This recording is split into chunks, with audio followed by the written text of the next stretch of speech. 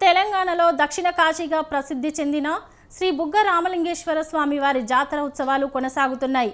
15 రోజుల పాటు జరగనున్న ఈ బుగ్గ జాతర కార్తీక పౌర్ణమి రోజున ప్రారంభమైంది. రంగారెడ్డి జిల్లా మంచాల మండలం ఆరుట్ల గ్రామ సమీపంలోని పచ్చని పంట పొలాల మధ్య ఈ క్షేత్రం వెలిసింది. ఇక్కడ ప్రతి సంవత్సరం పవిత్ర కార్తీక మాసంలో పౌర్ణమి నుంచి అమావాస్య వరకు 15 రోజుల పాటు జాతర జరుగుతుంది. ఈ క్షేత్రంలో నీరు తూర్పు నుంచి పడమరకు ప్రవహిస్తోంది. ఇక్కడ శ్రీరాముడు శివారాధన చేశారని ప్రసిద్ధి.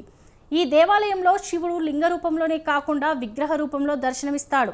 ఈ జాతరకు సుమారు 5 లక్షల మంది భక్తులు హాజరవుతారని, వారికి ఎలాంటి ఇబ్బందులు కలగకుండా ఏర్పాట్లు చేశామని ఆలయ ఈవో చెప్పారు.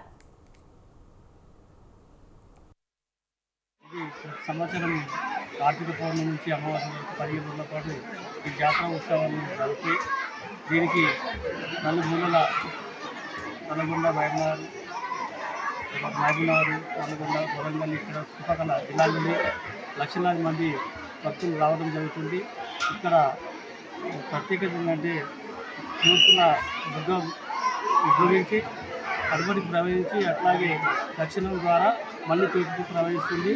దక్షిణ కాశీగా పిలువబడే ఈ దేవస్థానంలో భక్తులు కోరుకుని కోరికలు తీరుతాయని చెప్పి అపారమైన నమ్మకం ఉంది.